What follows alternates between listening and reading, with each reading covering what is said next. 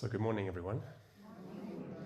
My name is Father Grant Tange. I'm the director of the Jesuit Institute, and I offer you a warm welcome on a cold morning. Thank you so much for coming here for the start of our Winter Living Theology series with Father Carlos Mendoza-Álvarez. So Father Carlos is a priest, Dominican priest from Mexico. And he has taught at Boston College and also at the Ibero-Americana University in Mexico. The Jesuit University. The Jesuit University. In Mexico City. In Mexico City. And he is going to be leading us through a week exploring healing and hope. Without further ado, Father Carlos. Thank you so much, Father Grant. Thank you to the Jesuit Institute for inviting me to share with you these 3 days of reflections on hope and healing. Let me just share with you 2 brief considerations. First of all, I'm a Mexican citizen. I belong to the Dominican order. I'm very happy to see here in the room some Dominican sisters. And I've been teaching for 5 years in Boston College. And I'm transitioning now back to Mexico, trying to continue my work as a theologian, as a preacher, serving different communities. My theological field is philosophical theology. That's why we will be reflecting a lot in connection with philosophers today, but also related to social movements who have been in some way facing different kinds of violence today. And that's why my thinking will be all the time trying to tell stories about those communities I've been in contact with, and also listening carefully to the artists. Artists, they have a different narrative to understand the world today and to open our imagination towards hope and responsibility. So that's why I'll be in all the presentations be introducing some artistic paintings. In my opinion, they represent another narrative. Sorry for my English, my broken English, but anyway, I'll be trying to communicate in my the best way I can what we'll be talking about. Today's topic is probably a little bit catastrophic and pessimistic, apocalyptic in some way. The title is the Catastrophe that has overtaken us, the Anthropocene and Capitalocene, 2 big words. We need to think carefully about what they mean.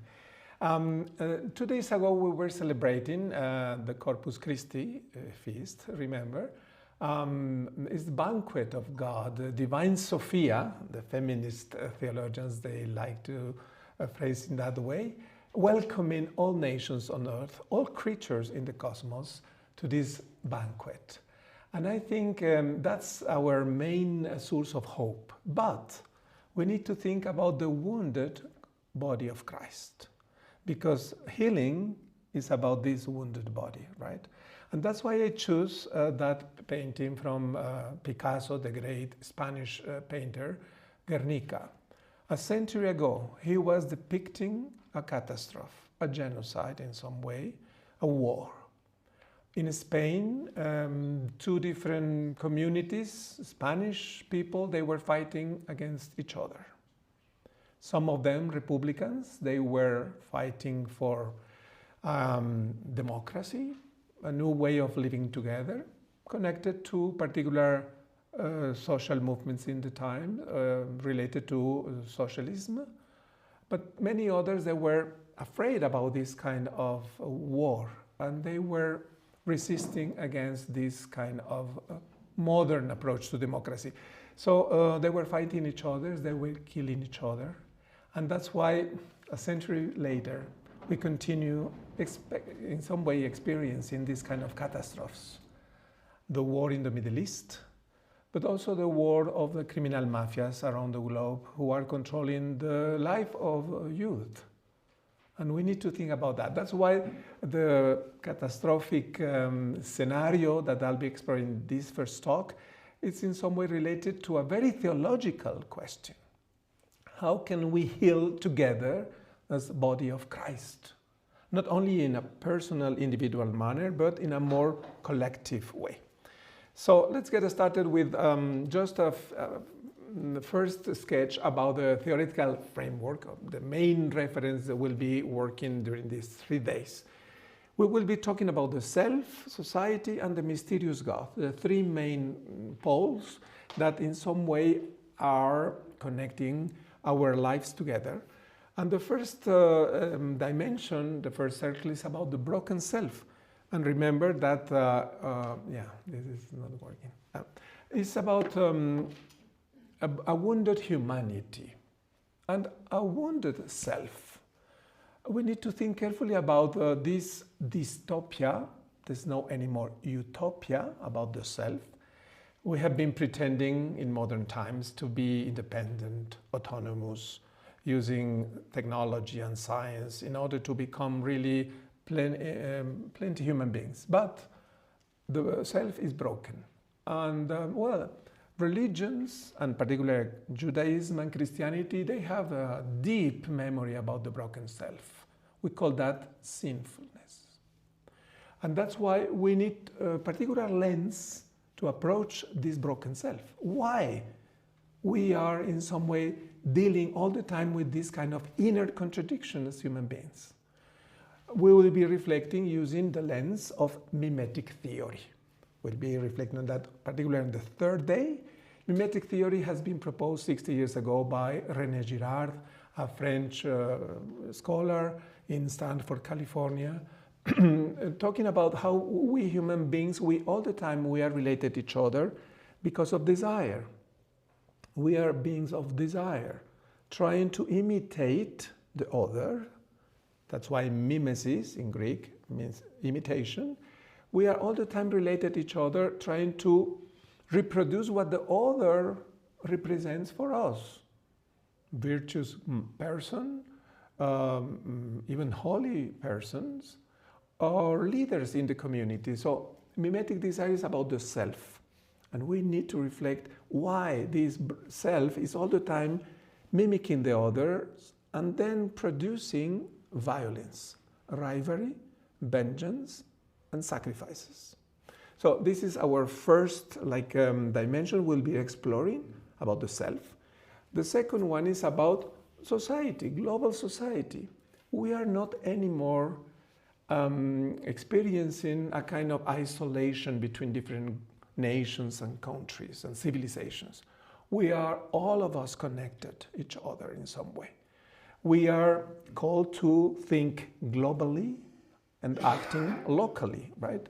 So that's why this global society, economy, politics, media, of course, they represent today like these devices interconnecting all countries and nations. But we need to address this global society in a particular way, using the lens of decolonial thinking. In a similar way, we will be exploring the broken self using mimetic theory lens. We will be exploring this global society, but in a particular perspective, not from the top of the world, which means not from the 1% of humankind, which is controlling 60% of commodities in the world. We will be trying to reflecting on this global society, listening the peripheries. Pope Francis, in the last pontificate, has been talking all the time about we need to listen carefully the peripheries. Not only geographical peripheries, but also what he called existential peripheries. Those who live in what the decolonial thinkers like Frantz Fanon, a Caribbean author, used to call the region of non-being. Those who live in the shadows of any society.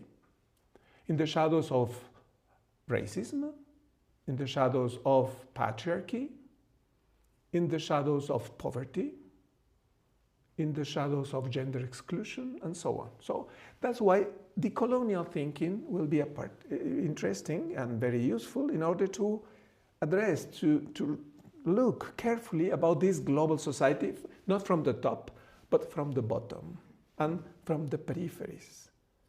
It's very important to be to acknowledge where are we located. where are we talking from in society, right? And that's why the workshop will be a very important moment in order to contextualize in South African experiences who are those who are living in the shadows of any kind of violence. So keep in mind this second lens of decolonial thinking. I'll be explaining what it means, what kind of authors we're referring to, and why this is a pertinent device and particular lens to address the issue of global society. And the third dimension we'll be exploring is, of course, is theological, is spiritual. It's about the mysterious God. I'm phrasing God in this way because the feminist theologians, they help us to understand that we need to depatriarchalize in some way God.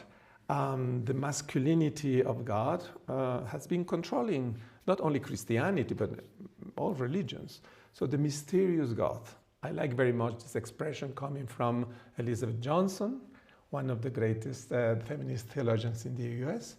But also approaching the mysterious God, of course, rooted in our experience of Christian perspective, the incarnation. That's probably what Christianity continues offering to the world, the radical way of love of God coming from this experience of incarnation. But we are not the only narrative about the mysterious God, we Christians. That's why we need to include the interreligious perspective. How other religions, Hinduism, of course, Buddhism, but also other spiritualities, for instance, First Nations spiritualities. I'm coming from a continent, the Americas, where First Nations, they are alive and they continue to helping us to address and to reconnect with the mysterious God in so different ways. Some of them, they are experiencing a kind of post-Christian approach to the mysterious God, because Christianity was so rooted into coloniality that they need to be separated from that. But many others, they try to reconnect Christianity and spirituality of the First Nations. So we'll be exploring the mysterious God.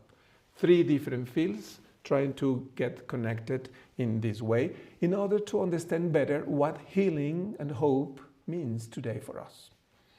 Is that clear enough, more or less? The first, like a general sketch, we'll be exploring in this talk. So first of all, well, let's listen also the people who are like facing the catastrophe today. We are in some way experiencing. But for instance, well, the journal Le Monde, who said there are people Francophile here, the Francophiles. We are facing a global alert. Last year, United Nations meeting in Baku was awareness about the risks of this kind of catastrophe, that is climate change. Climate change is one of the most like radical signs today of this global catastrophe. We need to think about that and to listen carefully those who are like the experts of this catastrophe. Let's listen to this short video clip about that. The UN Climate Change Conference, known as COP29, just ended yesterday in Baku, Azerbaijan. And even though it looked for a moment like the talks were going to collapse, they were able to hash out a deal late yesterday. But to many of the developing nations in particular at the conference, the deal that they agreed to is woefully inadequate. Just to back up for a second, these annual conferences are usually where the world's nations gather and address in some way the climate crisis. They make pledges to cut their emissions that are driving this problem, and then they try to follow through on those pledges over the course of the subsequent year. This year's negotiations were focusing principally on this issue of climate finance, which is what amount of money is the developing world owed for the problems that they are suffering because of climate change. Again, a problem that they had almost nothing to do with creating, but now they are suffering through. So that is droughts, famines, floods, increasing storms, things that are all made worse by climate change. What sort of money are they owed for trying to address those problems? And as they build their own economies going forward should the developing world help them transition to greener, cleaner technologies. This year's agreement came to a $300 billion per year amount of money for those tasks. Now, again, that is triple what was pledged back in 2015 at the Paris Climate Conference. But the developing world and many experts and analysts had argued that the sum needed here was far greater, was close to $1 trillion that was needed to address this. So $300 billion, far, far short of that goal.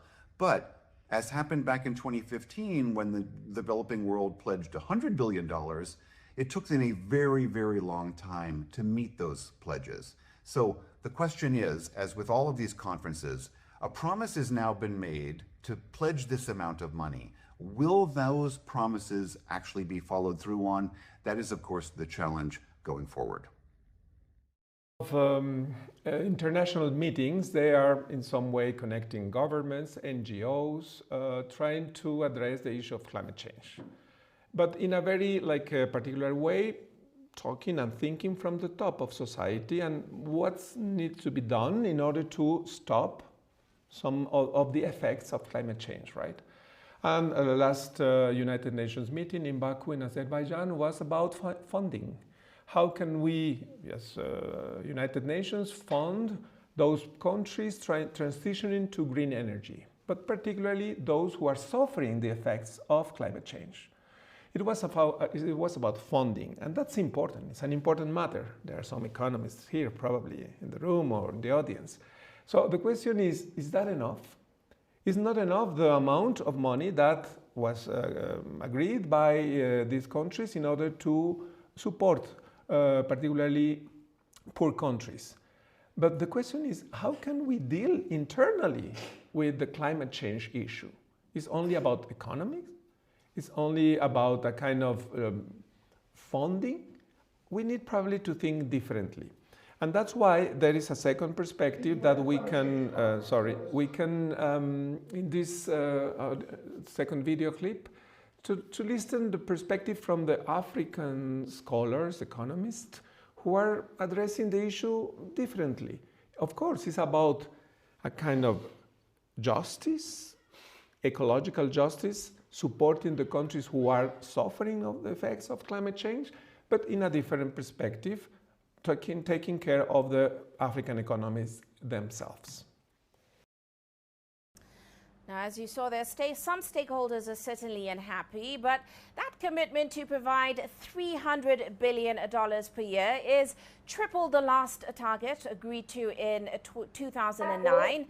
But that goal was only met in 2022, and that's 3 years behind schedule. So where exactly does this leave deeply skeptical, highly indebted countries who, of course, have to deal with the costs of increasingly adverse weather as a result of planet warming emissions they did not produce? Now, when he spoke to the head of the African School of Governance earlier today, CGTN's Ramanyang started by exploring why African states cannot talk about climate finance without also talking about debt relief. A lot of African countries, developing countries, are choked with debt, and that doesn't give them fiscal space to take responsibility for climate adaptations, for sustainable energy policies that they need to. I believe that even though most of the problem has come from the developing world, some African countries also have, contributed. We contribute only about, I think, 3 or 4% of the global emissions, and we have only 4% of global climate finance. So clearly, but nevertheless, the problem, confronts us as African countries. And my personal philosophical position is that the first responsibility for solving our problems belongs to us. Given the nature of the climate change African issue, countries, they are responsible of 3% of global emissions, but they are receiving only 4% of support in order to transition from to green energies. So this is an unfair structural system. So that's why climate change, regarding this climate change from the top, how the governments, the states, they manage this challenge, is important. But we need to see carefully the effects and how can we act in some way, being involved as NGOs, churches, different groups, in order to transform our way of living and to stop this crisis. A second element in our reflection this morning is about the climate crisis we are facing today. You can see in this picture the main countries who are polluting the world today. China is in the top, 28%, then the United States, 19%, India and Russia and so on. South Africa is somewhere here, only 1% of global emissions.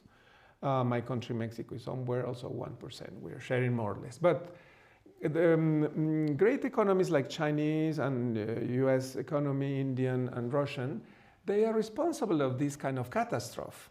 So it's not the whole humankind which is producing climate change. It's a particular economy, a particular way of living, a particular system, political and economical system, which is producing this.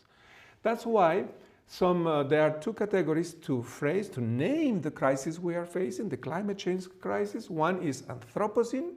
It's the first time in ecological era that we, human beings, we have been affecting the balance on planet Earth.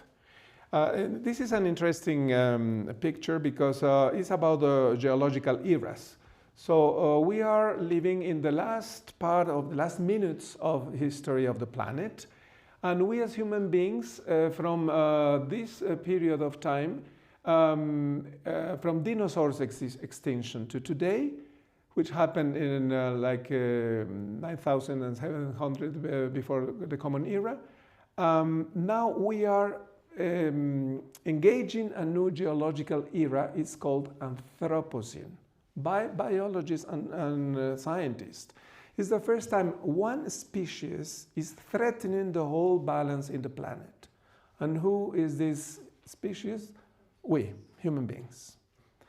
There is a French philosopher, Edgar Morin, very important. He just celebrated his 100th anniversary some months ago, a great thinker.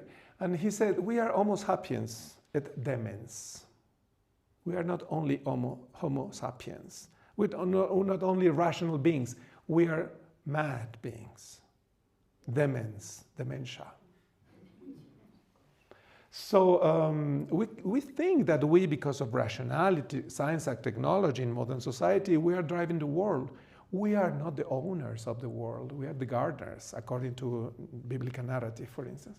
So if the planet has been evaluating in some way, in different ways, and in the last century, starting particularly in 1950s, the Industrial Revolution, the last part of the Industrial Revolution has been producing this kind of catastrophe. We need to stop. Otherwise, we will be disappearing as a human species. The planet will continue existing without us. That's not the problem is not the destruction of the whole planet. It's the extinction of humankind. Because of this catastrophe, every day there are thousands of species who disappear in the planet because of our responsibility. Our humankind, but particularly systems producing this kind of pollution.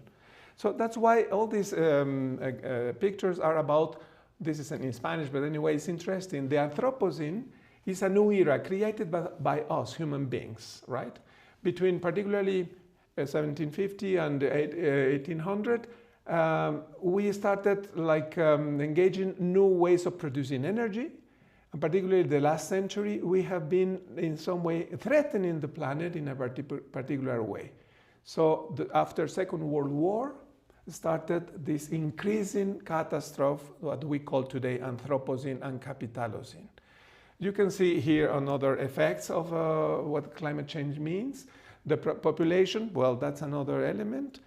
In the 1800s, we were about 1 billion humans on the planet.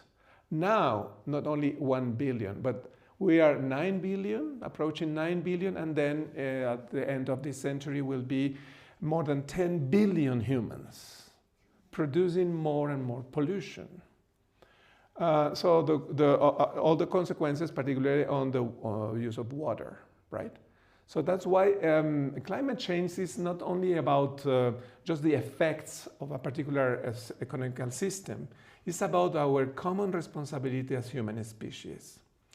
All scientists and religious leaders agreed now, we need to go back to think as human species, not anymore as individuals, not anymore as nations, one nation against another, but as a human species in order to preserve our common home.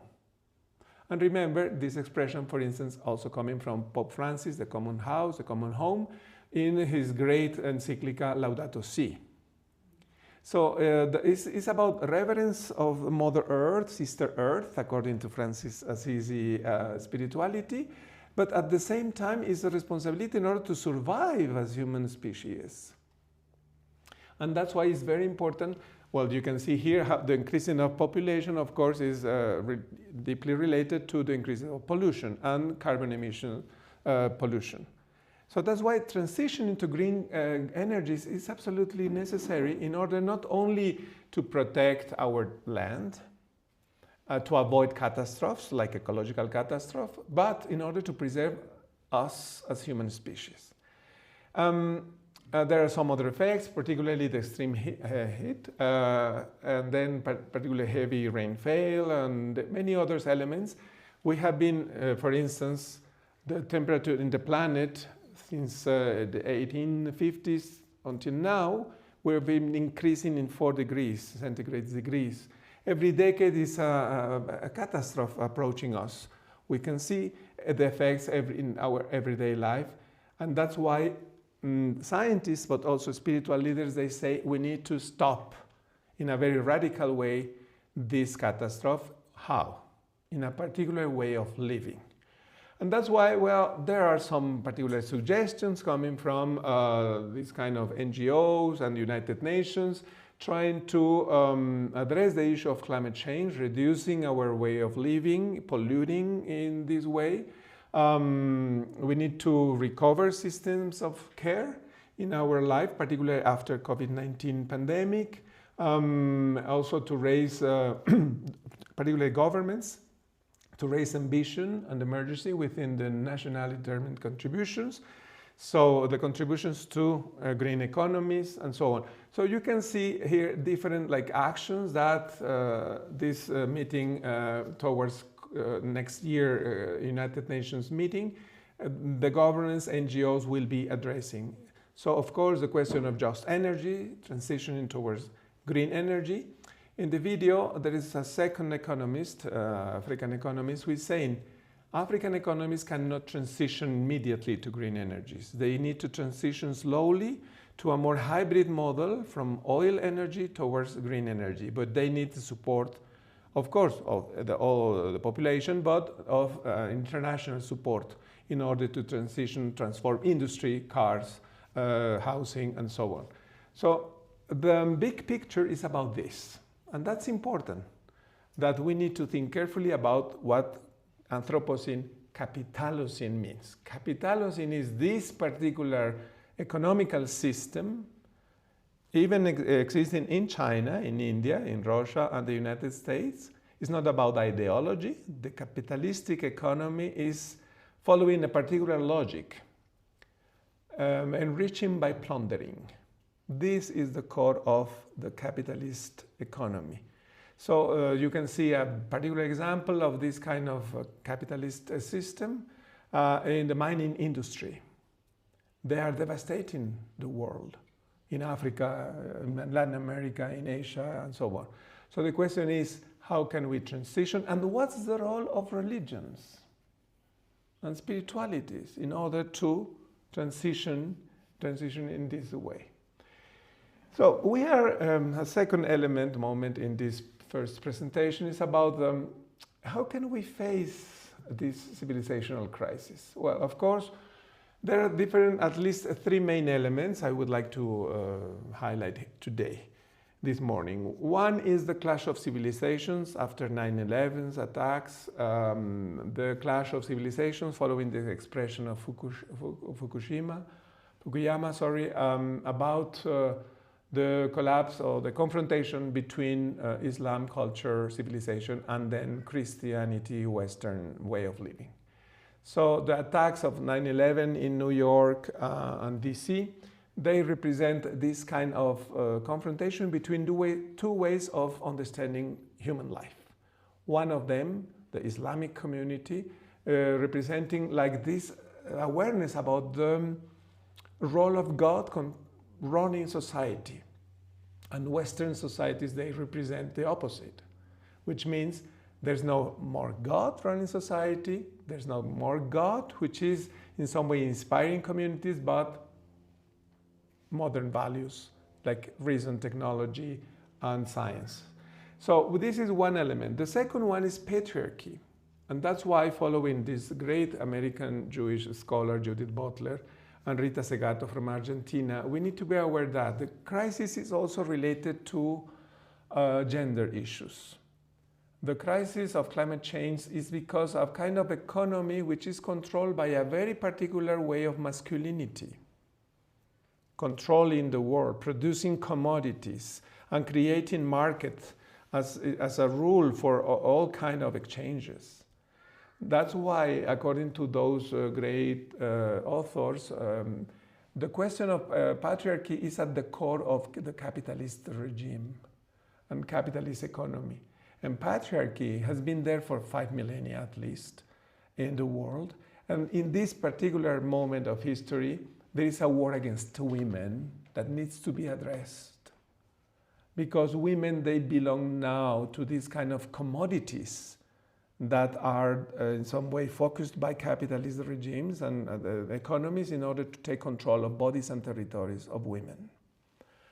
We will be reflecting on some examples, particularly during different wars in Latin America and here in Africa too. And the third element is about the civilizational crisis we're facing is about colonialism. There are some authors like Emmanuel Wallerstein in the US or Boaventura de Souza in Portugal, which has been reflecting for decades now. All the exclusions in the world today are connected. Capitalist economy is connected to patriarchy, but also to racism and ableism, for instance. That's another trend of this coloniality of power, knowledge, and being. And that's why we need to think carefully about the complexity of the crisis we are facing. It's not only about climate change. It's also about the violence of the criminal mafias controlling youth and women's bodies. It's about, of course, racism. It's about extreme right movements because they are founded in these values around the globe, not only in the US, also in Latin America or in Europe, in Asia too. So colonialism is another trend that we will be reflecting about that because of this civilizational crisis we are facing. There are some authors, particularly I want to mention the two of them. Pankaj Mishra, he is an Indian journalist based now in London. And his book, The Age of Anger, tries to address the issue of the Anthropocene crisis in a particular way. The Asian perspective, the perspective coming from Asia because of in 19th century, Asia was experiencing a terrible imperial control of their territories by European empires. All of them, they had a particular territory in Asia. That's why resentment is there. Resentment against European civilization, which was controlling Asian countries and civilizations. And the second author is, his name is Paul Crutzen, a Dutch Nobel Prize of Chemistry in 1995.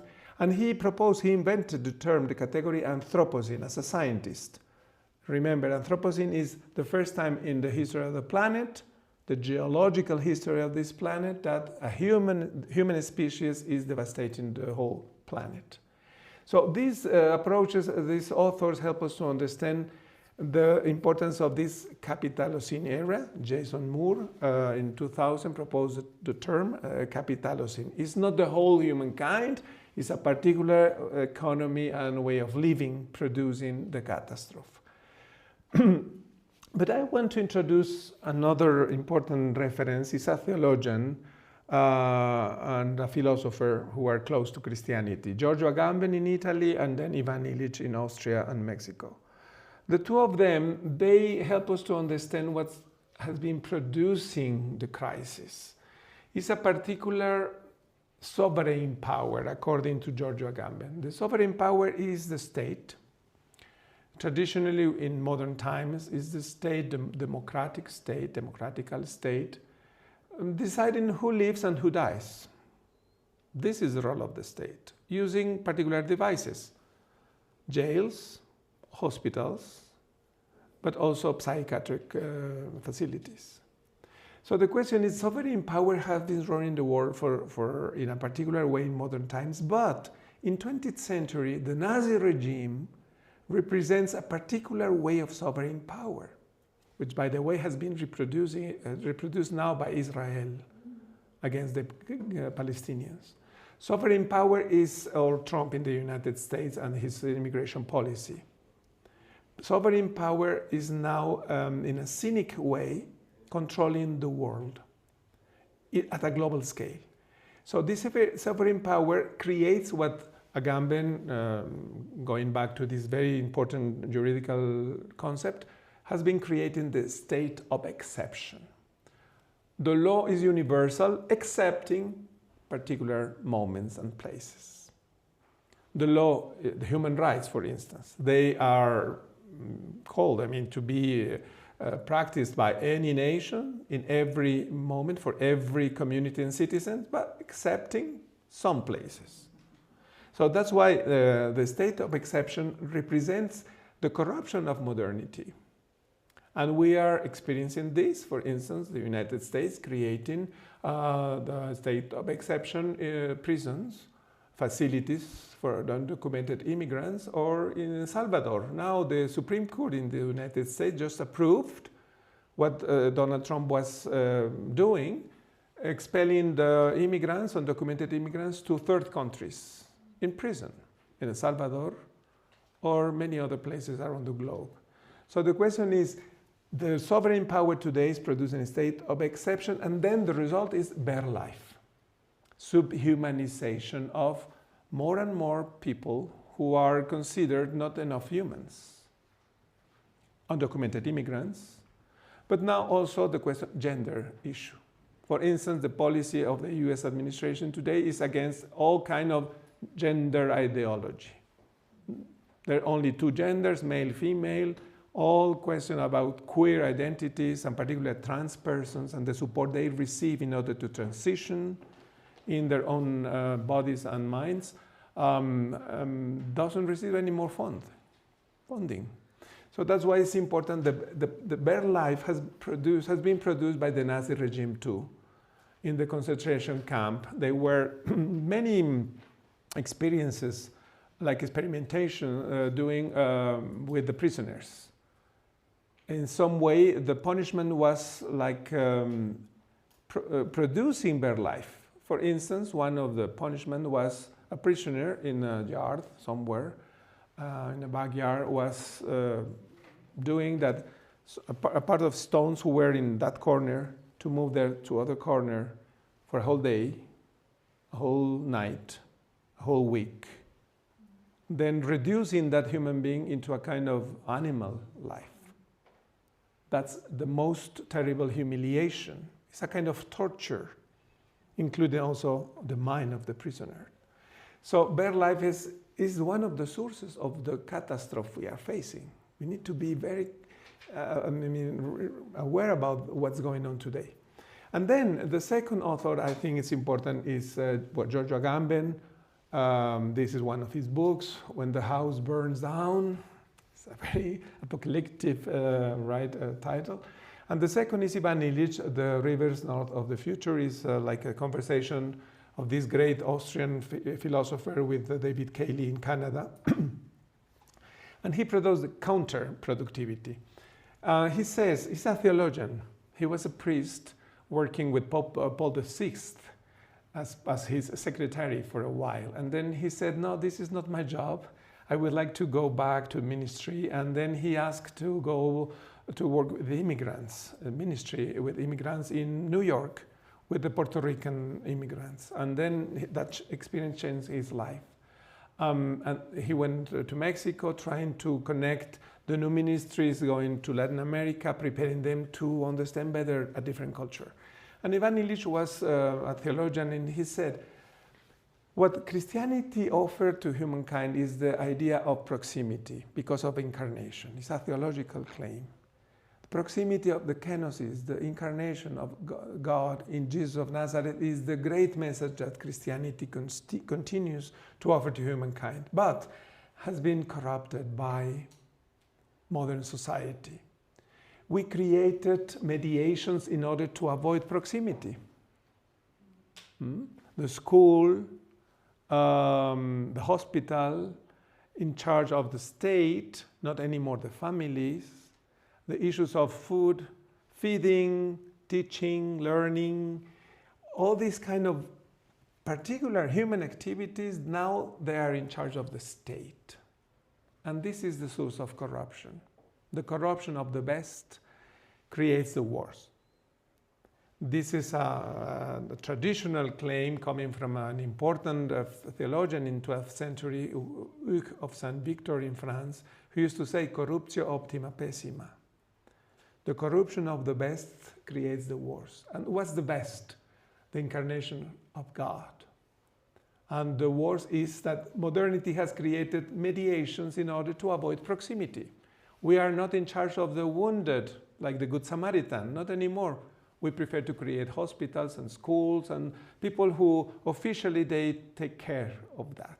But I'm not anymore responsible of this proximity. And that's why for Ivan Illich, the Good Samaritan is like the example, the symbol of this conviviality and proximity that modernity has lost in some way. And that's why, well, let's go back to the Guernica, this terrible and beautiful painting from Picasso, by Picasso, talking about this kind of bare life. I think this is a great reproduction and then expression of what bare life is about, producing destruction. That's what we are facing now at a global scale. By a sovereign power which is now controlling the world, is not anymore the state, particular democratic state, but the criminal mafias. They are part of the problem. And we need to think about them clearly and directly. Here in Johannesburg, there is a professor, a scholar at Wits University from Cameroon. His name is Achille Bembe. And he is one of the most important historians and political scientists trying to understand the transformation of the state from the modern model of welfare state towards a new model. He calls that necro power, because the state is now controlling not only who lives and who dies, but who dies in order to protect the privilege of the minority. So the state is now controlled by mafias in all countries. Transnational companies, they belong to these mafias, not only drug cartels. I come from Mexico, I know what it means. It's not only about those criminal mafias, which we call the drug cartels, but it's also about transnational companies. Mining industry, for instance. They are killing more and more religious and First Nation leaders because they are protecting their land. So the question is, how can we think about bare life, but in a new way? We need new concepts in order to understand the interconnection between economy, patriarchy, racism, and so on. The crisis is not only about climate change, it's only about necropolitics. And that's very important to remember. Let's take a break in that way, in looking for a choreography. This is a choreographer from Germany. Her name is Pina Bausch. She passed away some decades ago, but she's a great choreographer. And, well, the choreography is Death Can Dance. So let's think about what we have been reflecting this part of the presentation, watching this choreography.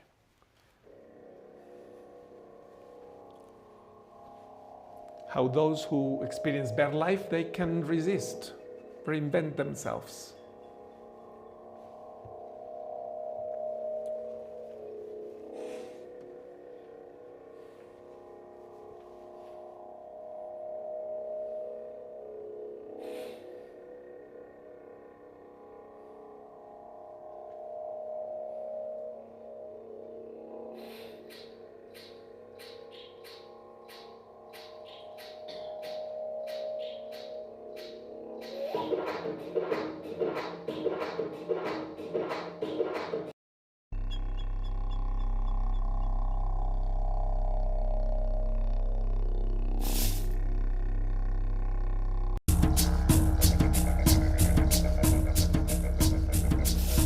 We are the stars which sing. We sing with our light. We are the birds of fire. We fly over the sky.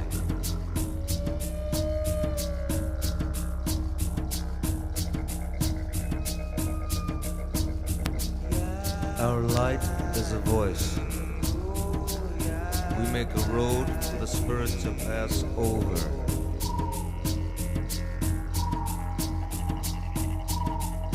For the spirit to pass over.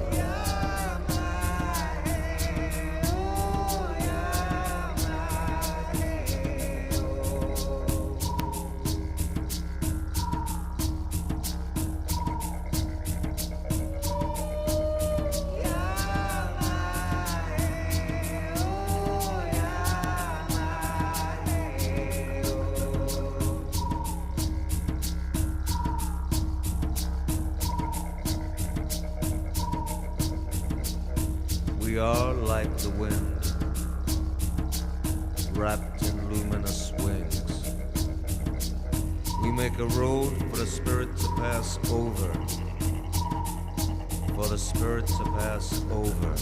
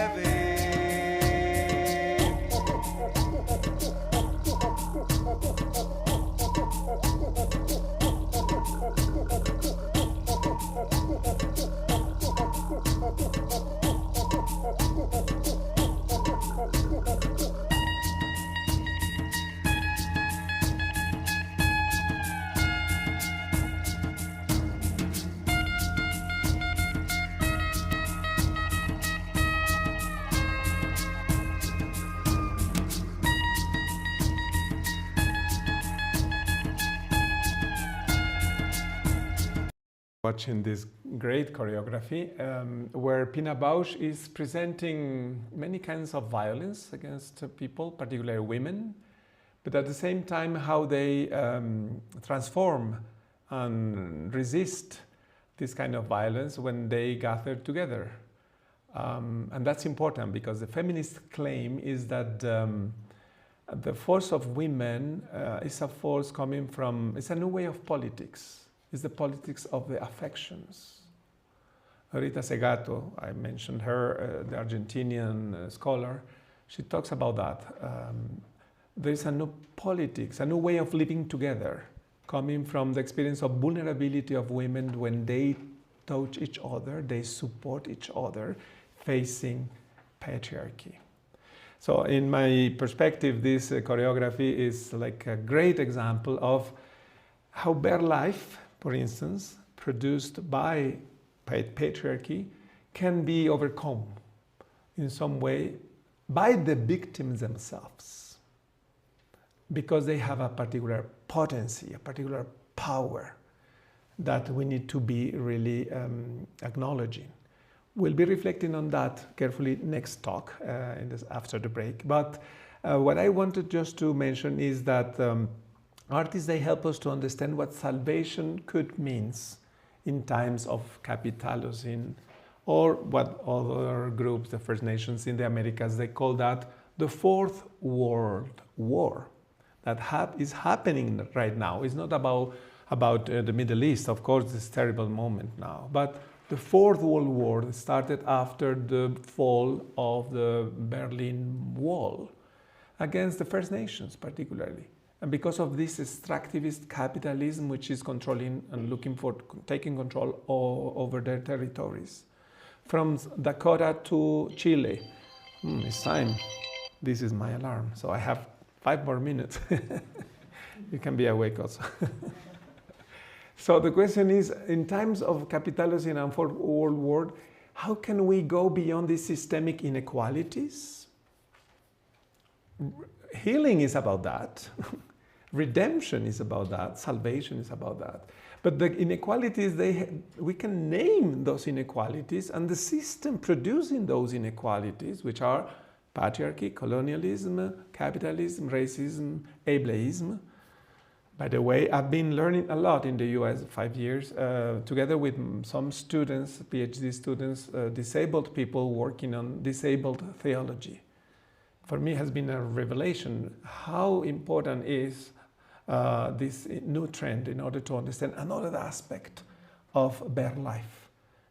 Ableism is a society based in this kind of very able people controlling the world, but who are in the shadows are disabled people, physically or other kinds of, even mental health issues are part of this disability that we need to face if we want to heal together, right?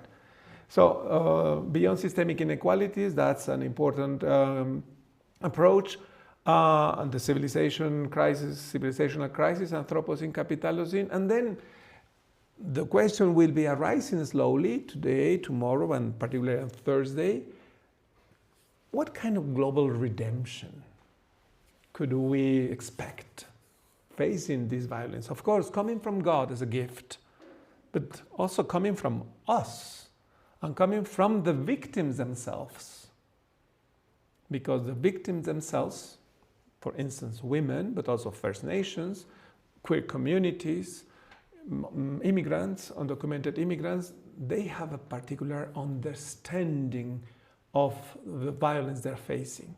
They have a particular wisdom and a particular spirituality that is supporting them in order to resist. So that's why we need to listen carefully to the victims of any kind of violence, not only one victim or another, and also the perpetrators. We'll be reflecting on that later. But towards a global redemption, from global threat to global solidarity, local solidarity, thinking globally, acting locally. We'll be reflecting on that later. But before that, let's just mention that the horizon will be exploring in the following days. As I mentioned, the mimetic approach will be very important in order to understand the role of Jesus of Nazareth in a different perspective, not only, of course, as a savior, but why?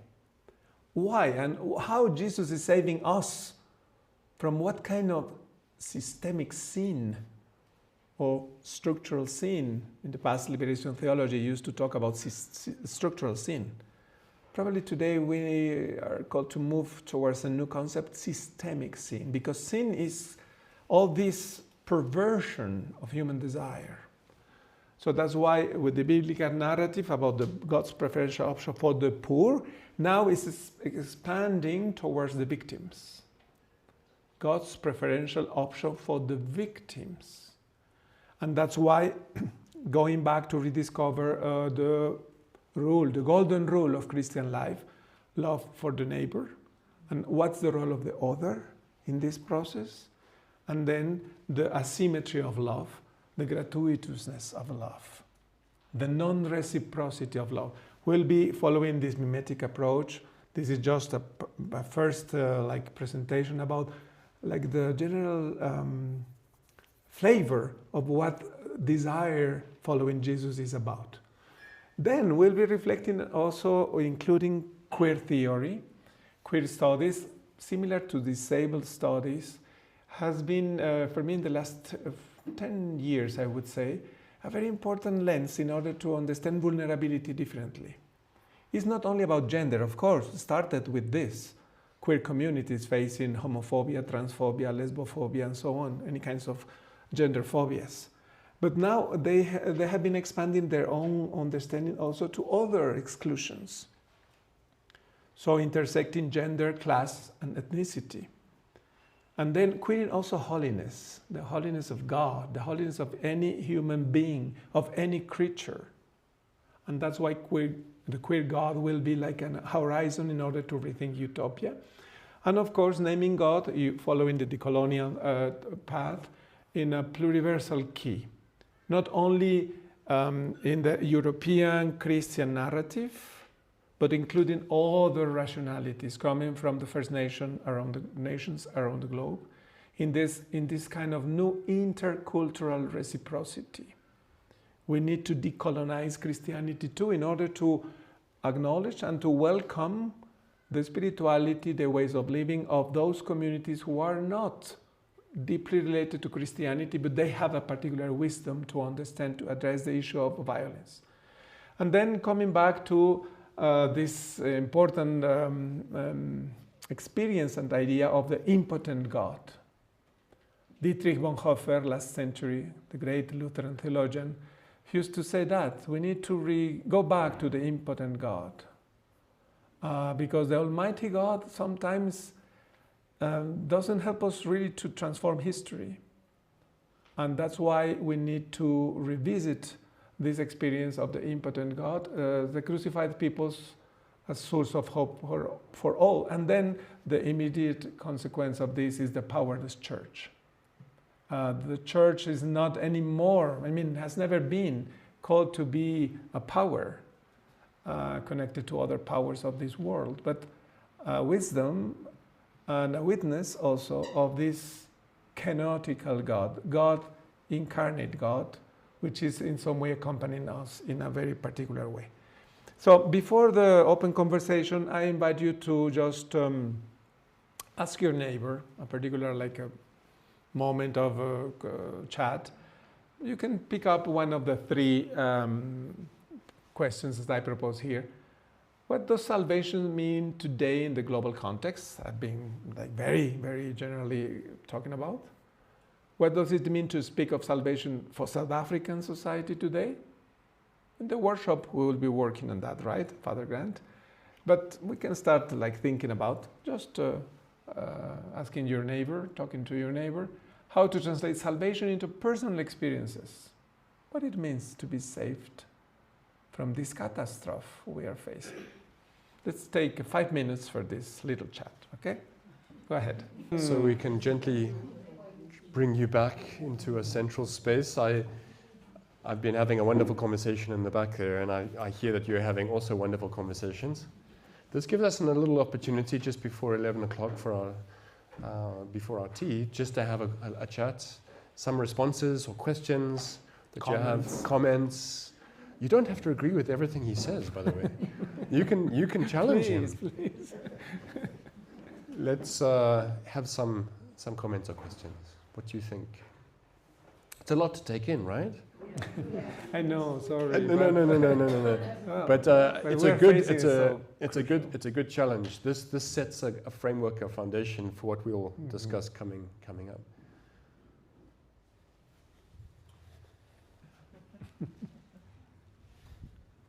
We went for green, Mm-hmm. and we thought of salvation in terms of healing, and the basic malady in our society we identify as corruption. Mm. But now the question is, are we ourselves corrupt? In what sense are we perhaps corrupt? Yeah, I suppose that's what we were talking about. I don't know whether we came to any wisdom. Perhaps it's too early for that. Yeah, that was our focus. That's a great point. This came up in my conversation as well at the back there. This idea of being victims, of course, of the system, and we all have that experience of being hurt by systemic violence, of course, but we're also perpetrators. We continue the systems of violence, and we have to somehow negotiate our way around that awareness. I think that's being part of those systems of corruption. We're perpetuating what we're trying to avoid. Yeah, exactly. In my opinion, what we'll be exploring these days is how the implications of this systemic violence also, they are calling us, all of us, in order to convert, to transform ourselves. We are part of this broken, wounded world. And ourselves are affected also because of this systemic violence, and mimetic theory will be an important tool in order to interpret our own responsibility. How can we heal together as victims, as also as perpetrators? Because we cannot just continue blaming the other, right? The state or the mafias or, I don't know, a political party or a particular church because of they're producing exclusion, violence, etc. How can we transform ourselves? How can we continue not reproducing the same pattern of desire, rivalry, and then anxiety and violence against the other, who is particularly those who are different? But how can I transform myself in order to welcome the others? How can I transform myself, for instance, practicing new ways of consuming commodities? Or how can I transform myself also being part of this market where everything is about commodities? Sometimes religion is driven in this way. It's a commodity. So we are just consuming products, right? Spiritual or religious products. So it's also part of the transformation. So this comes out in a particular way with Laudato Si. Pope Francis, one of the most scary images in Laudato Si is this idea of the technological paradigm, what he calls the technological paradigm. And you know, these things are useful sometimes, but they are also controlling us. We are, by our desire for them, for the latest iPhone, for the latest technology, we are perpetuating a system that's actually controlling what we, and I think you'll mention a little bit more of that, the role of media, media in our lives. And it's I think what I found so interesting in my conversation at the back was this idea of the call to be vulnerable, the call to listen to those on the peripheries, but also the when you dismantle a system, maybe the call to dismantle a system, you're left without a system. And then when you want to replace it with a system, you need to be sure that the new system is not as bad or even worse than the old one. So this idea of getting rid of a system and looking at a void, that can be quite scary, I think. So it's the call to let the Spirit work, I suppose, and to see how we can dismantle the systems of power that are hurting us, but also be mindful of what we replace it with. Yeah, that reminds me, yesterday I visited Pretoria, University of Pretoria, an interesting program they have there about housing and helping people to unhoused people, not homeless, houseless, or unhoused, right? They prefer that word. That's also another way of phrasing, because people on the street, they have home.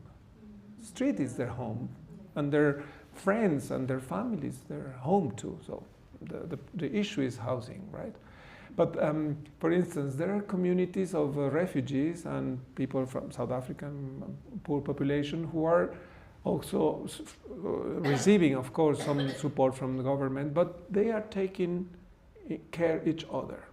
And with the support of the university, they are trying to build some facilities for them, even some apartments and buildings.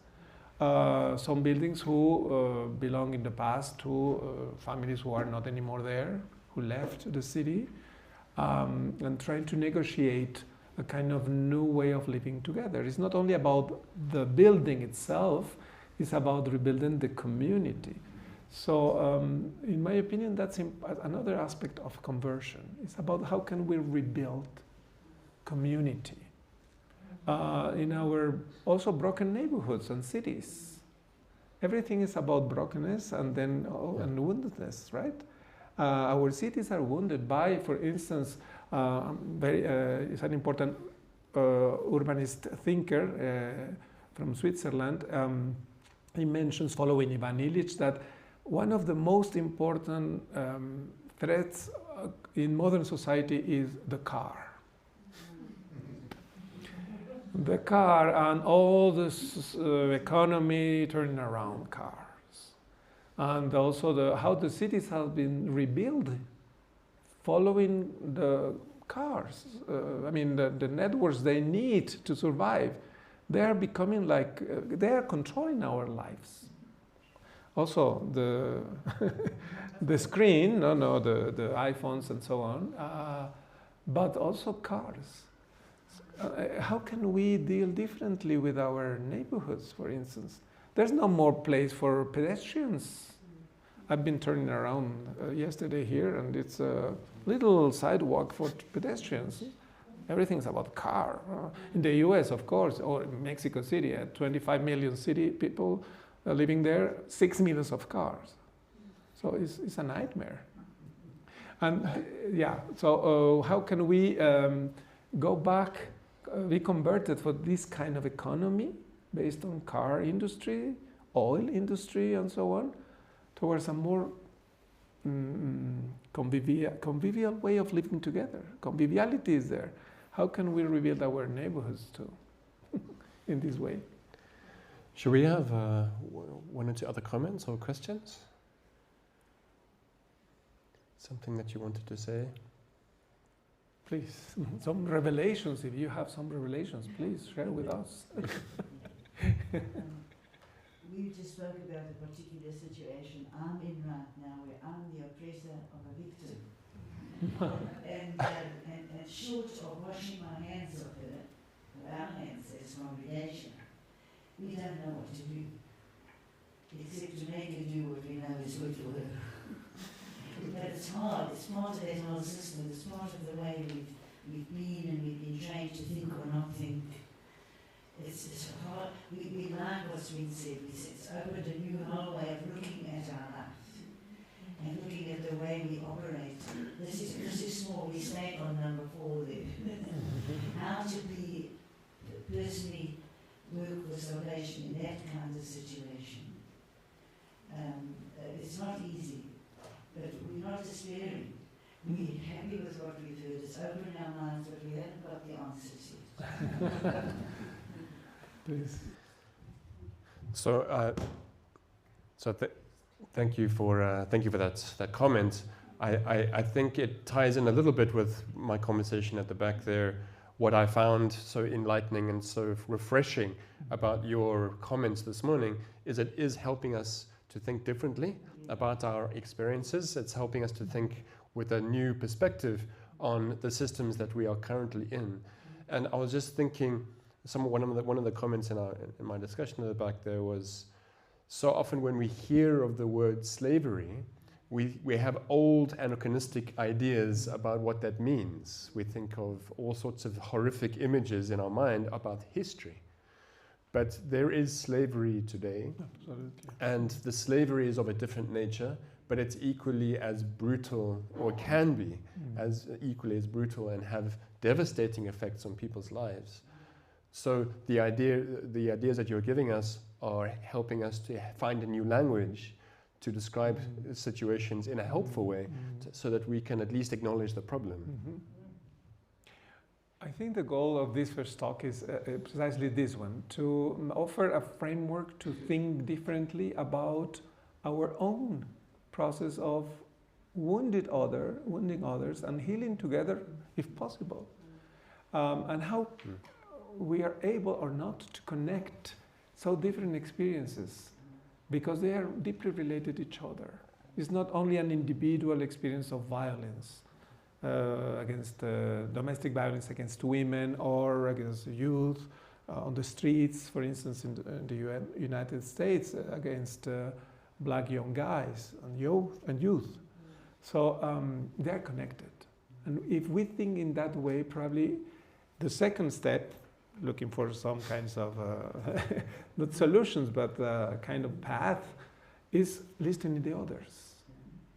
The others who are also facing a similar or different way of violence, but they are also survivors. And we need to think about that. We'll be reflecting on that later. Yeah. There's a question at the back there. Olga, please.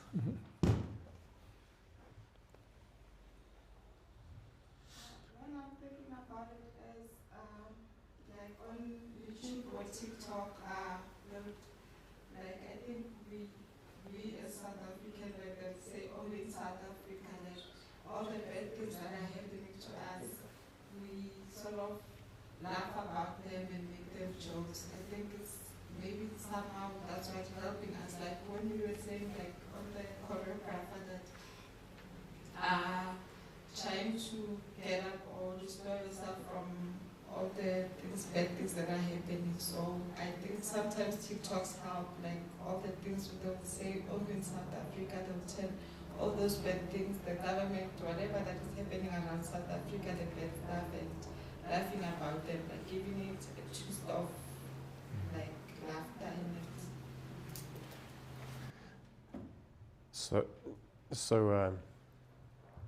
as South Africans, I feel sometimes that what will save us in the end is a good sense of humor, that we can laugh at ourselves. Nando's adverts, of course, really help us to look at our own perspective and to laugh. I suppose laughter is really taking a different perspective or a critical perspective. Comedy can be a critique. Through comedy, you can actually say a lot about our situation and get us to. It's cathartic sometimes to laugh at ourselves, and it takes us out of a serious perspective to help us to think differently. And I think that's the role of, for instance, artistic communities. They help us to watch differently about what's going wrong in life, or good, right? And in that way they open our imagination. And that's why I appreciate very much their narratives. They're very powerful. Artists who are artists on the street, or professional artists, cinematographers. We have here a filmmaker, photographers, painters, choreographers. I think their voice and their regard of about life, they really matters. And today, social movements, for instance, the Me Too movement about the feminist human rights, or Black Lives Matter also is an important movement. All of them, they were empowered by these kind of artistic narratives. Sometimes like comedy, but sometimes the drama, but trying to communicate what's going on today in the world. And we are part of this narrative, if we want. So I think it's time for tea. Do you have some refreshment needs, of course? So, yes. Father Collins, thank you for this first talk.